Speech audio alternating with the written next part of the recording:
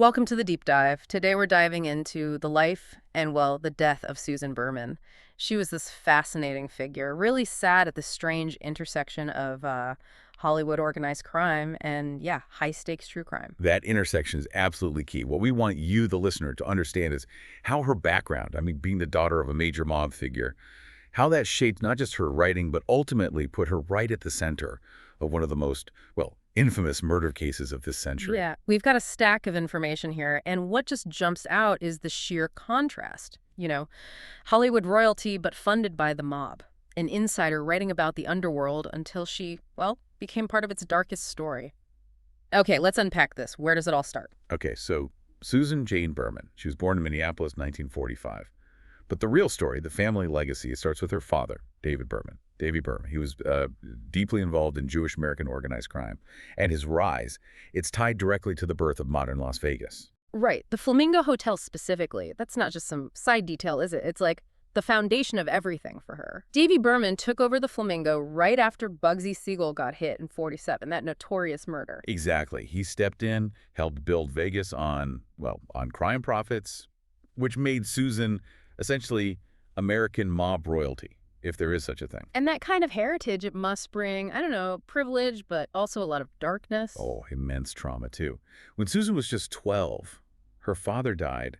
She always said it was mysterious circumstances, though, the official record points to a heart attack during surgery. And then just a year later, her mother died, presumed suicide. Yeah, an overdose, Wow. a double tragedy for a young girl. And she was sort of shielded by this enormous wealth to keep up appearances. What's really fascinating, and maybe doesn't get enough focus, is that later on, the mafia actually paid her a lot. Paid her for what? For her father's interests. Casinos, properties, we're talking $4.3 million. It's a huge sum. Wow, so that's not just inheritance, that's like a business transaction. With the mob, precisely. It shows how tied she still was, even then, in the 50s, 60s. And that money, well, it funded an elite education. She went to the Chadwick School in Hollywood. Her classmates, people like Jan Wenner, Liza Minnelli. So she's living this high society life, mingling with future media moguls and stars, but she knows where the money comes from. Deep down, she knows it's built on, well, crime and violence. How did she square that circle? Publicly, anyway. Writing. That's how she channeled it. She got the degrees, a BA from UCLA, then an MA in journalism from UC Berkeley.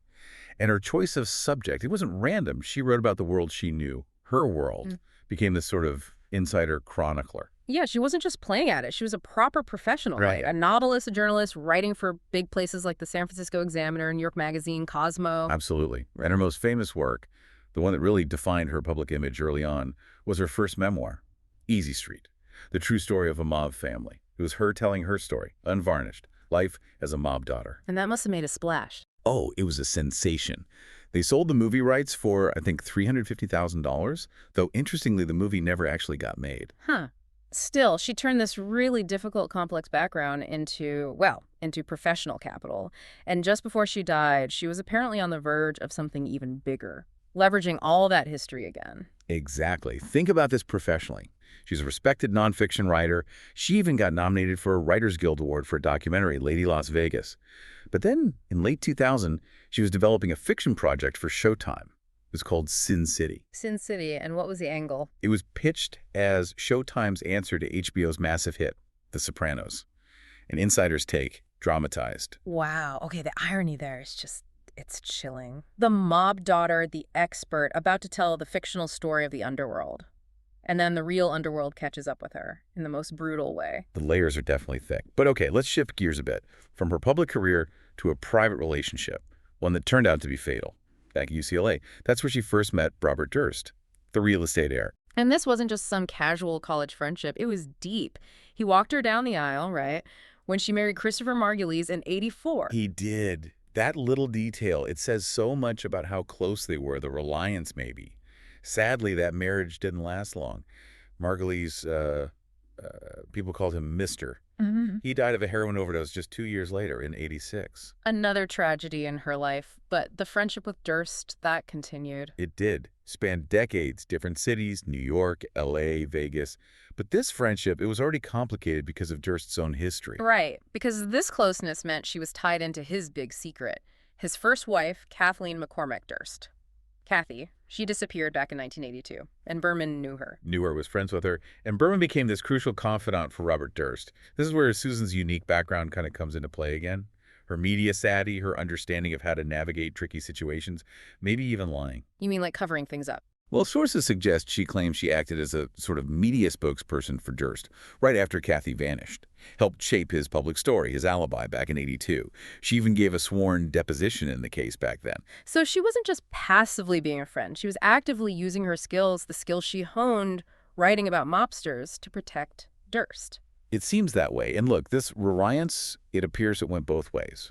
Because despite that big payout years ago, despite her writing career, by 2000, Susan Berman was struggling financially. This is a really crucial point. How bad was it? Bad enough that in the months right before she was murdered, Durst sent her money. $50,000.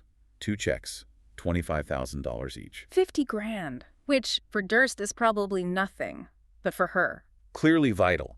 Her last known letter to him, it's actually quite heartbreaking. She basically says she hopes asking for money won't ruin their friendship. Think about that dynamic. Born into wealth, professionally successful, but still dependent on this incredibly wealthy and potentially dangerous man. That vulnerability, it put her in just an awful position. An impossible one, really. Which brings us, unfortunately, to the crime itself. Susan Berman, found murdered on Christmas Eve, 2000, in her rented house in Benedict Canyon, Los Angeles. And the way she was killed, execution style, a single shot to the back of the head, 9mm handgun. She'd likely been dead for at least a day. And that method, execution style, it echoes her father's world, doesn't it? It's impossible not to make that connection. It felt like a professional hit, like Yeah. the world she wrote about had finally come for her. And the timing, that's critical too, right? Absolutely critical. Because earlier in 2000, the police in New York, they had publicly reopened the investigation into Kathy Durst's disappearance from 1982. So the cold case was heating up. Right. And Kathy's friends were apparently pushing the police, telling them, talk to Susan Berman, she knows things. Though reports say the police were having trouble actually getting hold of her for an interview. And then just weeks after this investigation gets publicized, ramping up the pressure on Durst, Berman is dead. Silence. The timing is just stark. Yes. It points directly towards motive. But the case stalled again after that, didn't it? For years. It went cold for over a decade. It wasn't until March 2015, thanks to new evidence, that Durst was finally arrested down in New Orleans. Yeah. And the LA district attorney, they didn't hold back. They charged him with murder, but with special circumstances. What were they? Murder of a witness and lying in wait, which at the time made him eligible for the death penalty. It elevated the whole thing significantly. And there was that letter, too, the anonymous one. Yes, that came out with the 2015 arrest warrant, a typewritten letter sent to the police back in January 2001, right after the murder.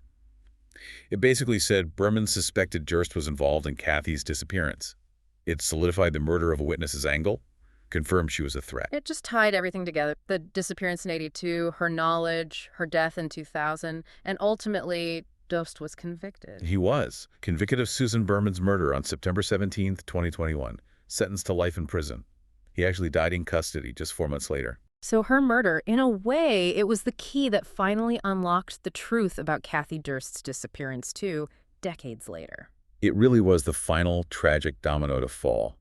It wasn't just a crime against Susan. It broke the decades of silence around Kathy. So when we step back, what does this all really tell us? We've traced this incredible arc. Born a mob princess, educated with Hollywood elite, becomes this successful journalist writing about that very world, an expert on crime and wealth, only to become a victim because of that expertise, because of who she knew. Yeah, the bigger picture here, it's almost a cautionary tale, isn't it? It shows how deeply tangled these worlds, wealth, fame, crime can become. Susan Berman's life demonstrates, tragically, that maybe you can't ever fully escape your origins. She was the ultimate insider-outsider, writing about the underground, trying to make that leap into mainstream drama with Sin City, but the underground reached out, used the very violence she documented, and just silenced her permanently. And we know her story has influenced other media. That movie, All Good Things, the documentary, The Jinx. It leaves you with a final thought, something for you, the listener, to think about. Given her unique insight, her deep knowledge of criminal culture, and especially that Sin City project she was working on, what other stories, what secrets, what real-life characters was Susan Berman about to reveal? What might have been lost forever when she was killed? Something to mull over. Until our next deep dive,